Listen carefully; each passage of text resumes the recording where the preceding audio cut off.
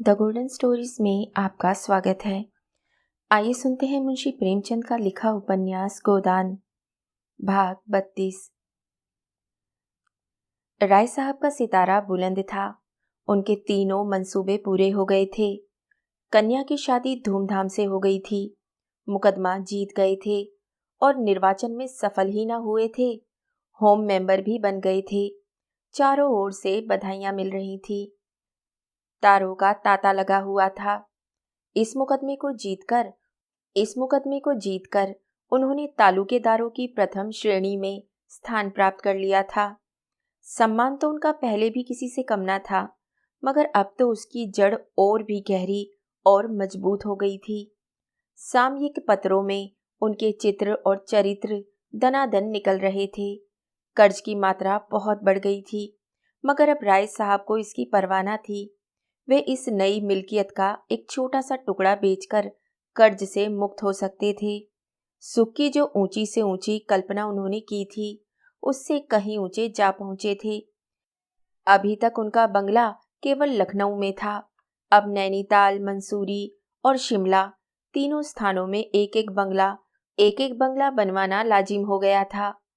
अब उन्हें ये शोभा नहीं देता कि इन स्थानों में जाए तो होटलों में या किसी दूसरे राजा के बंगले में ठहरे।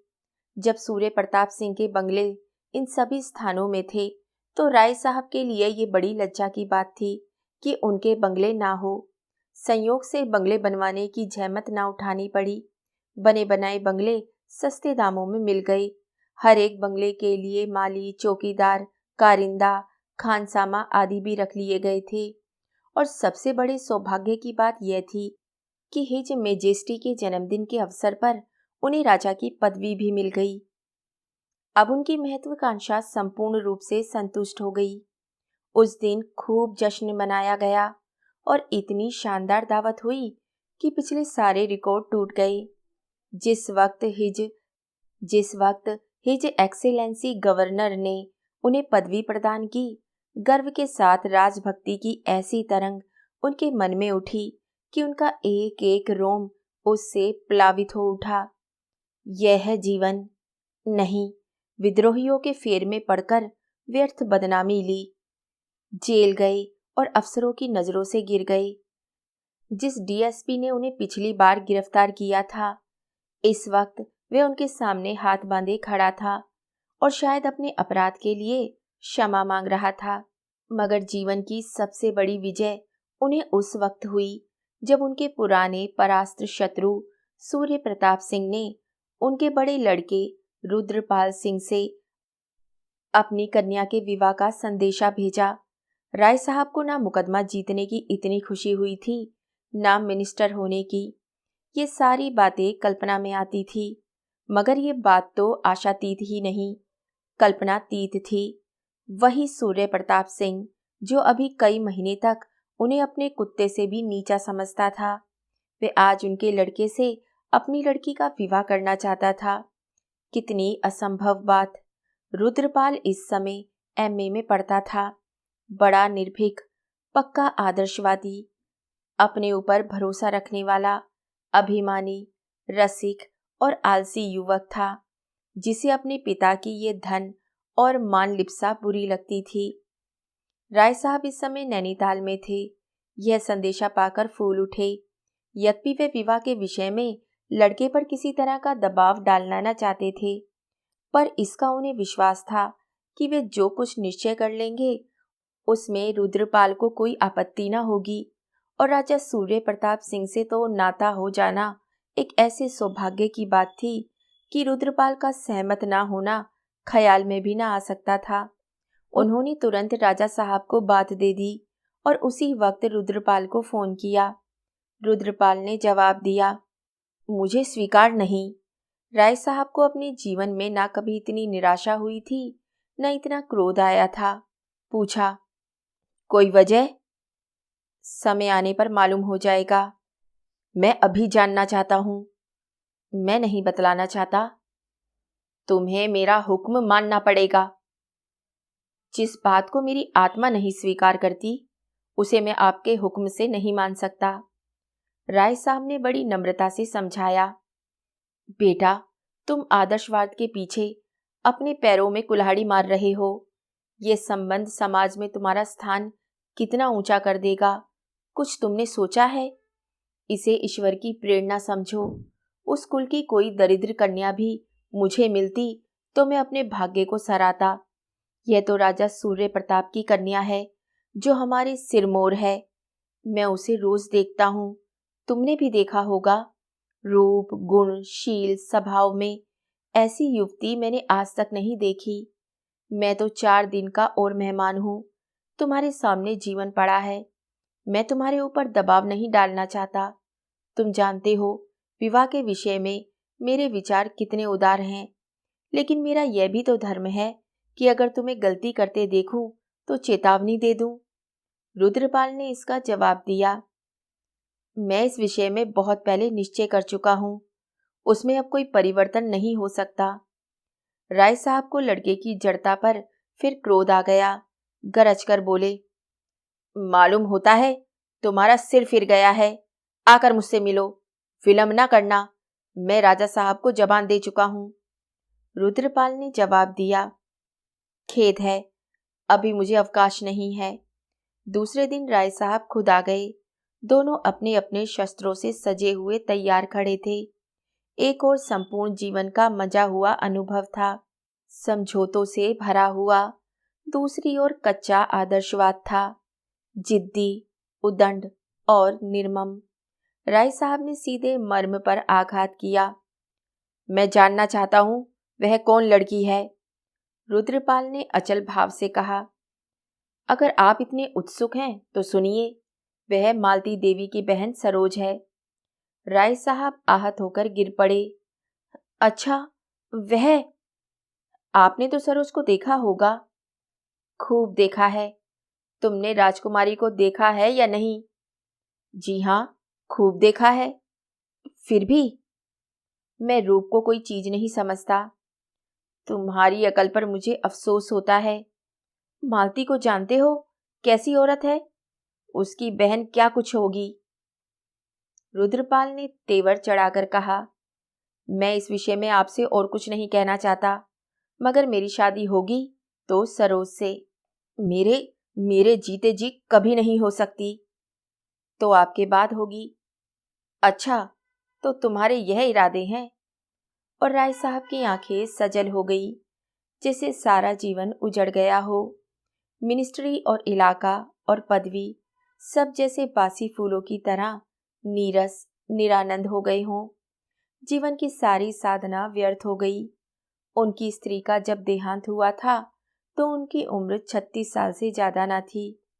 वे विवाह कर सकते थे और भोग विलास का आनंद उठा सकते थे। सभी उनसे विवाह करने के लिए आग्रह कर रहे थे, मगर उन्होंने इन बालकों का मुंह देखा और विधुर जीवन की साधना स्वीकार कर ली।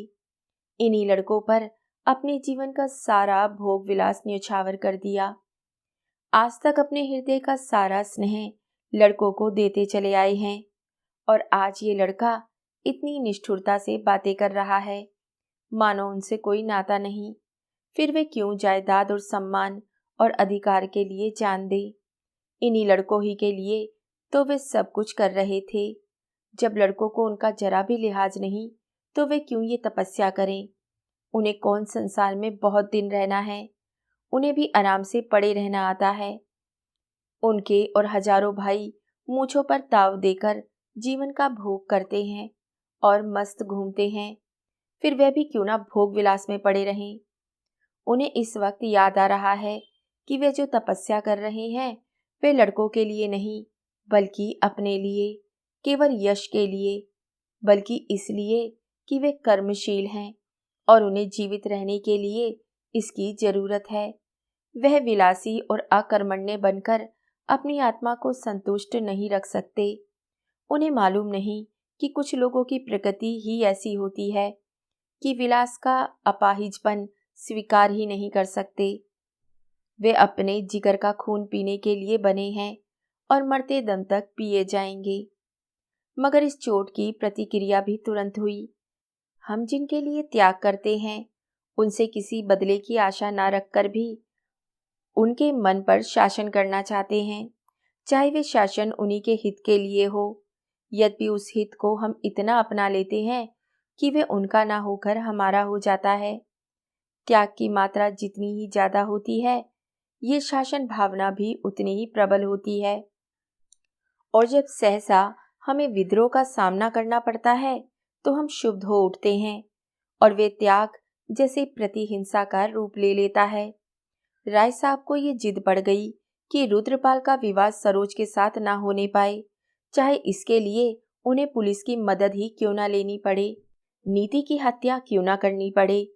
उन्होंने जैसे तलवार खींचकर कहा, हाँ, मेरे बाद ही होगी और अभी उसे बहुत दिन है। रुद्रपाल ने जैसे गोली चला दी। ईश्वर करे आप अमर हो, सरोज से मेरा विवाह हो चुका। झूठ। बिल्कुल नहीं, प्रमाण पत्र मौजूद है। राय साहब आहत होकर गिर पड़े। इतनी सातीक्ष्ण हिंसा की आंखों से उन्होंने कभी किसी शत्रु को न देखा था। शत्रु अधिक से अधिक उनके स्वार्थ पर आघात कर सकता था, या देह पर या सम्मान पर ये आघात तो उस मर्म स्थल पर था जहां जीवन की संपूर्ण प्रेरणा संचित थी। एक आंधी थी जिसने उनका जीवन जड़ से उखाड़ दिया। अब वे सर्वथा अपंग हैं, पुलिस की सारी शक्ति हाथ में रहते हुए भी अपंग। बल प्रयोग उनका अंतिम शस्त्र था। वे शस्त्र उनके हाथ से निकल चुका था। रुद्रपाल बालिग है, सरोज भी बालिग है और रुद्रपाल अपनी रियासत का मालिक है। उनका उस पर कोई दबाव नहीं। अगर जानते ये लौंडा यूं विद्रोह करेगा तो इस रियासत के लिए लड़ते ही क्यों। इस मुकदमेबाजी के पीछे 2-2.5 लाख बिगड़ गए, जीवन ही नष्ट हो गया। अब तो उनकी लाज इसी तरह बचेगी कि इस लौंडे की खुशामद करते रहें। उन्होंने जरा बाधा दी और इज्जत धूल में मिली। वे जीवन का बलिदान करके भी अब स्वामी नहीं हैं। सारा जीवन नष्ट हो गया, सारा जीवन। रुद्रपाल चला गया था। राय साहब ने कार मंगवाई और मेहता से मिलने चले। मेहता अगर चाहे तो मालती को समझा सकते हैं, सरोज भी उनकी अवहेलना न करेगी। अगर 10-20 हजार रुपए बल खाने से भी विवाह रुक जाए तो वे देने को तैयार थे, जिस पर मेहता की हमदर्दी कभी उनके साथ न होगी। मेहता ने सारा वृतांत सुनकर उन्हें बनाना शुरू किया। गंभीर मुंह बनाकर बोले, यह तो आपकी प्रतिष्ठा का सवाल है। राय साहब भाप न सके, उछलकर बोले, जी हाँ, केवल केवल प्रतिष्ठा का। राजा सूर्य प्रताप सिंह को तो आप जानते हैं, मैंने उनकी लड़की को भी देखा है। सरोज उसके पांव की धूल भी नहीं है। मगर इस लोंडे की अकल पर तो पत्थर पड़ गया है। तो मारिए गोली, आपको क्या करना है, वही पछताएगा। वही तो नहीं देखा जाता मेहता जी, मिलती हुई प्रतिष्ठा नहीं छोड़ी जाती। मैं इस प्रतिष्ठा पर अपनी आधी रियासत कुर्बान करने को तैयार हूं। आप मालती देवी को समझा दें तो काम बन जाए। इधर से इनकार हो जाए तो रुद्रपाल सिर पीट कर रह जाएगा और वे नशा 10-5 दिन में उतर जाएगा। ये प्रेम स्नेह कुछ नहीं, केवल सनक है। लेकिन राय साहब, मालती बिना कुछ रिश्वत लिए मानेगी नहीं। आप जो कुछ कहिए मैं उसे दूंगा। वे चाहे तो मैं उसे यहाँ के डफरिन हॉस्पिटल का इंचार्ज बना दूं। मान लीजिए वे आपको चाहे तो आप राजी होंगे। जब से आपको मिनिस्ट्री मिली है, आपके विषय में उसकी राय जरूर बदल गई होगी। राय साहब ने मेहता के चेहरे की तरफ देखा। उस पर मुस्कुराहट की रेखा नजर आई। समझ गए, व्यथित स्वर में बोले, आपको भी मुझसे मजाक करने का यही अवसर मिला। मैं आपके पास इसलिए आया था कि मुझे यकीन था कि आप मेरी हालत पर विचार करेंगे, मुझे उचित राय देंगे और आप मुझे बनाने लगे। जिसके दांत नहीं दुखे वे दांतों का दर्द क्या जाने। मेहता ने गंभीर स्वर में कहा, क्षमा कीजिएगा, आप ऐसा प्रश्न ही लेकर आए हैं कि उस पर गंभीर विचार करना मैं हास्यपद समझता हूँ। आप अपनी शादी के लिए जिम्मेदार हो सकते हैं, लड़के की शादी का दायित्व आप क्यों अपने ऊपर लेते हैं। खासकर जब आपका लड़का बालिग है और अपना नफा नुकसान समझता है। कम से कम मैं तो शादी जैसे महत्व के मामले में प्रतिष्ठा का कोई स्थान नहीं समझता। प्रतिष्ठा धन से होती तो राजा साहब उस नंगे के सामने घंटों गुलामों की तरह हाथ बांधे न खड़े रहते। मालूम नहीं कहाँ तक सही है, मगर राजा साहब अपने इलाके के दरोगा तक को सलाम करते हैं।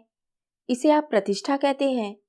लखनऊ में आप किसी दुकानदार, किसी अहलकार, किसी राहगीर से पूछिए, उनका नाम सुनकर गालियां ही देगा। इसी को आप प्रतिष्ठा कहते हैं? जाकर आराम से बैठिए, सरोज से अच्छी वधू आपको बड़ी मुश्किल से मिलेगी। राय साहब ने आपत्ति के भाव से कहा। बहन तो मालती ही की है। मेहता ने गर्म होकर कहा। मालती की बहन होना क्या अपमान की बात है? मालती को आपने जाना नहीं और ना जानने की परवाह की। मैंने भी यही समझा था, लेकिन अब मालूम हुआ कि वे आग में पड़कर चमकने वाली सच्ची धातु है। वे उन वीरों में है जो अवसर पड़ने पर अपने जौहर दिखाते हैं, तलवार घुमाते नहीं चलते। आपको मालूम है खन्ना की आजकल क्या दशा है? राय साहब ने सहानुभूति के भाव से सिर हिलाकर कहा। सुन चुका हूं और बार बार इच्छा हुई कि उनसे मिलूं, लेकिन फुर्सत ना मिली। उस मिल में आग लगना उनके सर्वनाश का कारण हो गया। जी हाँ, अब वे एक तरह से दोस्तों की दया पर अपना निर्वाह कर रहे हैं। उस पर गोविंदी महीनों से बीमार है। उसने खन्ना पर अपने को बलिदान कर दिया, उस पशु पर जिसने हमेशा उसे जलाया। अब वह मर रही है और मालती रात की रात उसके सिराने बैठी रह जाती है। वह मालती जो किसी राजा रईस के 500 फीस पाकर भी रात भर न बैठेगी। खन्ना के छोटे बच्चे को पालने का भार भी मालती पर है। ये मातृत्व उसमें कहाँ सोया हुआ था मालूम नहीं। मुझे तो मालती का ये स्वरूप देखकर अपने भीतर श्रद्धा का अनुभव होने लगा। हालांकि आप जानते हैं मैं घोर जड़वादी हूँ और भीतर के परिष्कार के साथ उसकी छवि में भी देवत्व की झलक आने लगी है। मानवता इतनी बहुरंगी और इतनी समर्थ है, इसका मुझे प्रत्यक्ष अनुभव हो रहा है। आप उनसे मिलना चाहे तो चलिए, इसी बहाने मैं भी चला चलूंगा। राय साहब ने संदिग्ध भाव से कहा। जब आप ही मेरे दर्द को नहीं समझ सके तो मालती देवी क्या समझेंगी? मुफ्त में शर्मिंदगी होगी। मगर आपको पास जाने के लिए किसी बहाने की जरूरत क्यों? मैं तो समझता था आपने उनके ऊपर जादू डाल दिया है। मेहता ने हसरत भरी मुस्कुराहट के साथ जवाब दिया। वह बात अब स्वप्न हो गई। अब तो कभी उनके दर्शन भी नहीं होते। उन्हें अब फुर्सत भी नहीं रहती। 2-4 बार गया, मगर मुझे मालूम हुआ मुझसे मिलकर वे कुछ खुश नहीं हुई। तब से जाते झेपता हूँ। अरे हाँ, खूब याद आया, आज महिला व्यायामशाला का जलसा है, आप चलेंगे? राय साहब ने बेदिली के साथ कहा। जी नहीं, मुझे फुर्सत नहीं है। मुझे तो ये चिंता सवार है कि राजा साहब को क्या जवाब दूंगा। मैं उन्हें वचन दे चुका हूँ। ये कहते हुए वे उठ खड़े हुए और मंद गति से द्वार की ओर चले। जिस गुत्थी को सुलझाने आए थे वे और भी जटिल हो गई। अंधकार और भी आसूझ हो गया। मेहता ने कार तक आकर उन्हें विदा किया। राय साहब सीधे अपने बंगले पर आए और दैनिक पत्र उठाया था कि मिस्टर तंखा का कार्ड मिला।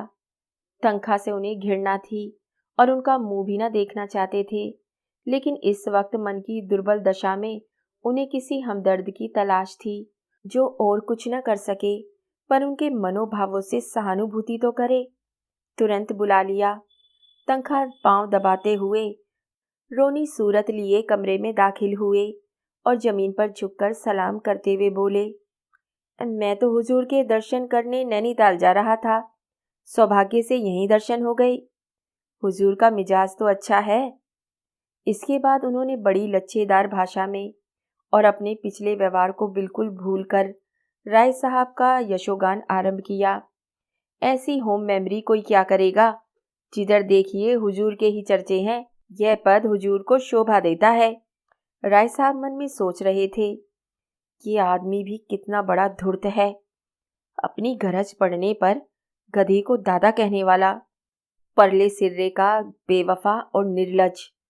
मगर उन्हें उन पर क्रोध न आया, दया आई।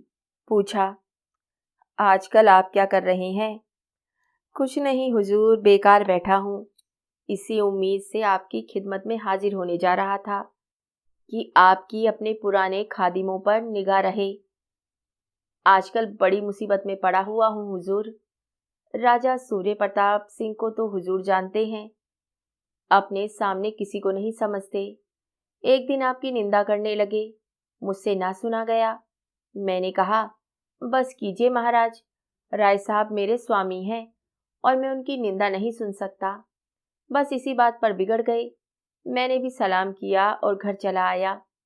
साफ कह दिया, आप कितना ही ठाट बाट दिखाएं, पर राय साहब की जो इज्जत है वह आपको नसीब नहीं हो सकती।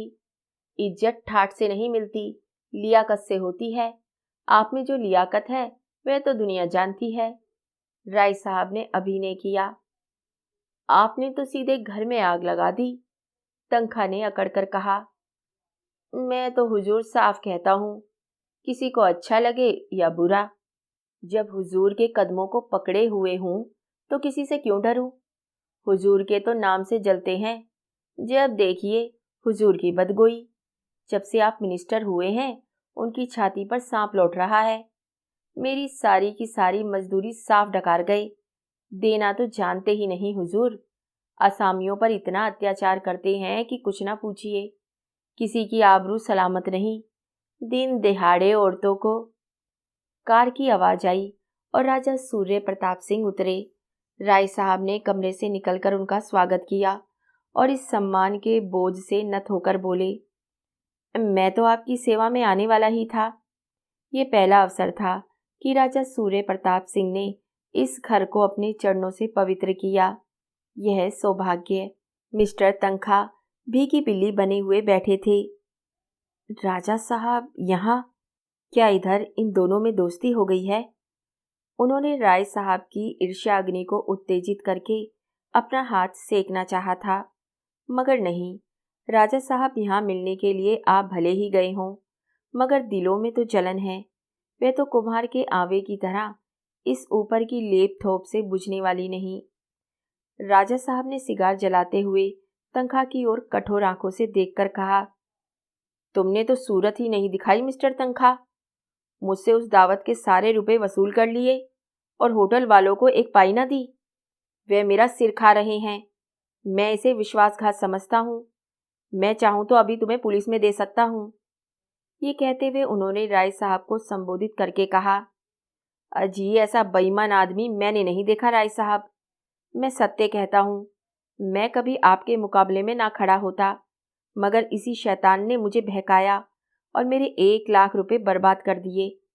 बंगला खरीद लिया साहब, कार रख ली, एक वेश्या से आशनाई भी रखी है। पूरे रईस बन गए हैं और अब दगाबाजी शुरू की है। रईसों की शान निभाने के लिए रियासत चाहिए। आपकी रियासत अपने दोस्तों की आंखों में धूल झोंकना है। राय साहब ने तंखा की ओर तिरस्कार की आंखों से देखा और बोला, आप चुप क्यों हैं मिस्टर तंखा? क्यों? जवाब दीजिए, कुछ जवाब तो दीजिए। राजा साहब ने तो आपका सारा मेहनताना दबा लिया है। इसका कोई जवाब है आपके पास? अब कृपा करके यहाँ से चले जाइए और खबरदार फिर अपनी सूरत न दिखाइएगा। दो भले आदमियों में लड़ाई लगाकर अपना उल्लू सीधा करना बेपूंजी का रोजगार है, मगर इसका घाटा और नफा दोनों ही जान जोखिम है, समझ लीजिए। तंखा ने ऐसा सिर गड़ाया कि फिर ना उठाया। धीरे से चले गए, जैसे कोई चोर कुत्ता मालिक के अंदर आ जाने पर दबकर निकल जाए। जब वे चले गए तो राजा साहब ने पूछा, मेरी बुराई करता होगा? जी हाँ, मगर मैंने भी खूब बनाया। अजी शैतान है, पूरा शैतान। बाप बेटे में लड़ाई करवा दे, मियाँ बीवी में लड़ाई करवा दे। इस फन में उस्ताद है। खैर, आज बच्चा को अच्छा सबक मिल गया। इसके बाद रुद्रपाल के विवाह की बातचीत शुरू हुई। राय साहब के प्राण सूखे जा रहे थे, मानो उन पर कोई निशाना बांधा जा रहा हो। कहाँ छिप जाएं, कैसे कहें कि रुद्रपाल पर उनका कोई अधिकार नहीं रहा। मगर राजा साहब को परिस्थिति का ज्ञान हो चुका था। राय साहब को अपनी तरफ से कुछ ना कहना पड़ा, जान बच गई। उन्होंने पूछा, आपको इसकी क्यों कर खबर हुई? अभी अभी रुद्रपाल ने लड़की के नाम एक पत्र भेजा है, जो उसने मुझे दे दिया। आजकल के लड़कों में और तो कोई खूबी नजर नहीं आती, बस स्वच्छंदता की सनक सवार है। सनक तो है ही, मगर इसकी दवा मेरे पास है। मैं उस छोकरी को ऐसा गायब कर दूंगा कि कहीं पता न चलेगा। 10-5 दिन में ये सनक ठंडी हो जाएगी। समझाने से कोई नतीजा नहीं। राय साहब कांप उठे। उनके मन में भी इस तरह की बात आई थी, लेकिन उन्होंने उसे आकार न लेने दिया था। संस्कार दोनों व्यक्तियों के एक से थे। गुफावासी मनुष्य दोनों ही व्यक्तियों में जीवित था। राय साहब ने उसे ऊपरी वस्त्रों से ढक दिया था। राजा साहब में वे नग्न था। अपना बड़प्पन सिद्ध करने के उस अवसर को राय साहब छोड़ न सके। जैसे लज्जित होकर बोले, लेकिन ये 20वीं सदी है, 12वीं नहीं। रुद्रपाल के ऊपर इसकी क्या प्रतिक्रिया होगी मैं नहीं कह सकता, लेकिन मानवता की दृष्टि से। राजा साहब ने बात काटकर कहा, आप मानवता के लिए फिरते हैं और यह नहीं देखते कि संसार में आज भी मनुष्य की पशुता ही उसकी मानवता पर विजय पा रही है। नहीं, नई राष्ट्रों में लड़ाइयां क्यों होती, पंचायतों से मामले ना तय हो जाते। जब तक मनुष्य रहेगा उसकी पशुता भी रहेगी। छोटी मोटी बहस छिड़ गई और विवाद के रूप में आकर अंत में वितंडा बन गई और राजा साहब नाराज होकर चले गए।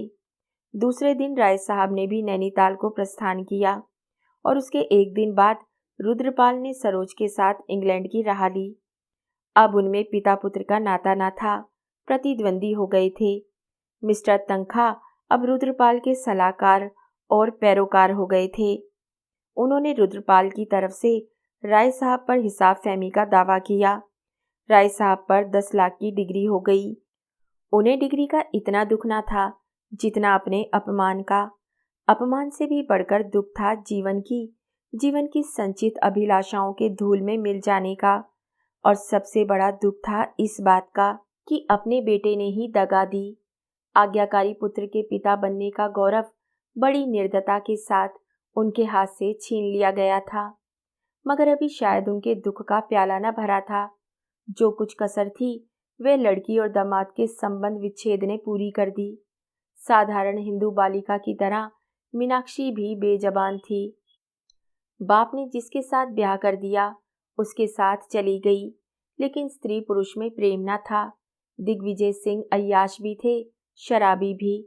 मीनाक्षी भीतर ही भीतर कुढ़ती रहती थी, पुस्तकों और पत्रिकाओं से मन बहलाया करती। दिग्विजय सिंह की अवस्था तो 30 से अधिक न थी, पढ़ी लिखी भी थी, मगर बड़ा मगरूर, अपनी कुल प्रतिष्ठा की डींग मारने वाला, स्वभाव का निर्दयी और कृपण। गांव की नीच जाति की बहु बेटियों पर डोरे डाला करता था। सोबत भी नीचों की थी, जिनकी खुशामदों ने उसे और भी खुशामद पसंद बना दिया था। मीनाक्षी ऐसे व्यक्ति का सम्मान दिल से न कर सकती थी। फिर पत्रों से स्त्रियों के अधिकारों की चर्चा पढ़ पढ़कर उसकी आंखें खुलने लगी। वे जनाना क्लब में आने जाने लगी। वहां कितनी ही शिक्षित कुछ ऊंचे कुल की महिलाएं आती थी। उनमें वोट और अधिकार और स्वाधीनता और नारी जागृति की खूब चर्चा होती, जैसे पुरुषों के विरुद्ध कोई षड्यंत्र रचा जा रहा हो। अधिकतर वही देवियां थी जिनकी अपने पुरुषों से ना पड़ती थी, जो नई शिक्षा पाने के कारण पुरानी मर्यादाओं को तोड़ डालना चाहती थी। कई युवतियां भी थी जो डिग्रियां ले चुकी थी और विवाहित जीवन को आत्मसम्मान के लिए घातक समझकर नौकरियों की तलाश में थी। उन्हीं में से एक मिस सुल्तान थी, जो विलायत से बारट लो होकर आई थी और यहाँ पर्दा नशीन महिलाओं को कानूनी सलाह देने का व्यवसाय करती थी। उन्हीं की सलाह से मीनाक्षी ने पति पर गुजारे का दावा किया। वे अब उसके घर में ना रहना चाहती थी। गुजारे की मीनाक्षी को जरूरत ना थी। मैके में वे बड़े आराम से रह सकती थी, मगर वे दिग्विजय के मुख में कालिक लगाकर यहाँ से जाना चाहती थी। दिग्विजय ने उस पर उल्टा बदचलनी का आक्षेप लगाया। राय साहब ने इस कलह को शांत करने की भरसक भरसक बहुत चेष्टा की, पर मीनाक्षी अब पति की सूरत नहीं देखना चाहती थी। यद्यपि दिग्विजय सिंह का दावा खारिज हो गया और मीनाक्षी ने उस पर गुजारे की डिग्री पाई, मगर ये अपमान उसके जिगर में चुभता रहा। वह अलग एक कोठी में रहती थी और समष्टिवादी आंदोलन में प्रमुख भाग लेती थी, पर वे जलन शांत न होती थी। एक दिन वे क्रोध में आकर हंटर लिए दिग्विजय सिंह के बंगले पर पहुंची। शोधे जमा थे और वेश्या का नाच हो रहा था। उसने रणचंडी की भांति पिशाचों की इस चंडाल चौकड़ी में पहुंचकर तहलका मचा दिया। हंटर खा खाकर लोग इधर उधर भागने लगे। उसके तेज के सामने वे नीच शोधे क्या टिकते। जब दिग्विजय अकेले रह गए तो उसने उन पर सड़ासड़ हंटर जमाना शुरू किए और इतना मारा कि कुंवर साहब बेदम हो गए। वैश्या अभी तक कोने में दुबकी खड़ी थी। अब उसका नंबर आया। मीनाक्षी हंटर तानकर जमाना ही चाहती थी कि वैश्या उनके पैरों पर गिर पड़ी और रोकर बोली, दुल्हन जी, आज आप मेरी जान बख्श दे। मैं फिर कभी यहाँ ना आऊंगी। मैं निरपराध हूँ। मीनाक्षी ने उसकी ओर घृणा से देखकर कहा, हाँ हाँ, तू निरपराध है। जानती है ना मैं कौन हूँ। चली जा, अब कभी यहाँ ना आना। हम स्त्रियां भोग विलास की चीज हैं ही, तेरा कोई दोष नहीं। वैश्य ने उसके चरणों पर सिर रखकर आवेश में कहा, परमात्मा आपको सुखी रखे। जैसा आपका नाम सुनती थी वैसा ही पाया। सुखी रहने से तुम्हारा क्या आशय है? आप जो समझे महारानी जी। नहीं नहीं, तुम बताओ। वैश्या के प्राण नखों में समा गए। कहां से कहां आशीर्वाद देने चली। जान बच गई थी। चुपके से अपनी राह लेनी चाहिए थी। दुआ देने की सनक सवार हुई। अब कैसे जान बचे। डरती डरती बोली, हुजूर का इकबाल बढ़े, नाम बढ़े। मीनाक्षी मुस्कुराई। हाँ हाँ ठीक है। वे आकर अपनी कार में बैठी। हाकिम जिला के बंगले पर पहुंचकर इस कांड की सूचना दी और अपनी कोठी में चली गई। तब से स्त्री पुरुष दोनों एक दूसरे के खून के प्यासे थे। दिग्विजय सिंह रिवॉल्वर लिए उसकी ताक में फिरा करते और वह भी अपनी रक्षा के लिए दो पहलवान ठाकुरों को अपने साथ लिए रहती। और राय साहब ने सुख का जो स्वर्ग बनाया था उसे अपनी जिंदगी में ही ध्वंस होते देख रहे थे।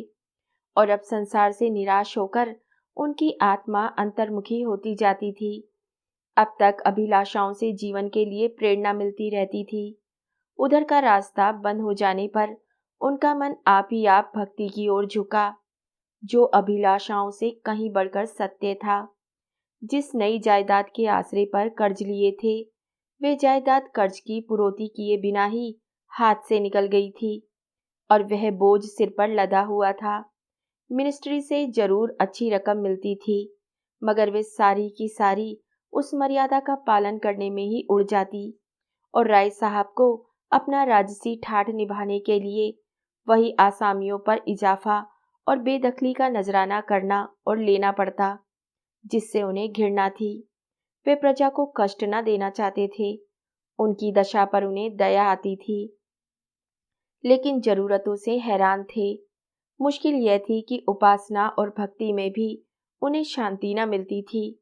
वे मोह को छोड़ना चाहते थे, पर मोह उन्हें न छोड़ता था और इस खींचतान में उन्हें अपमान, ग्लानि और अशांति से छुटकारा न मिलता था। और जब आत्मा में शांति नहीं तो देह कैसे स्वस्थ रहती।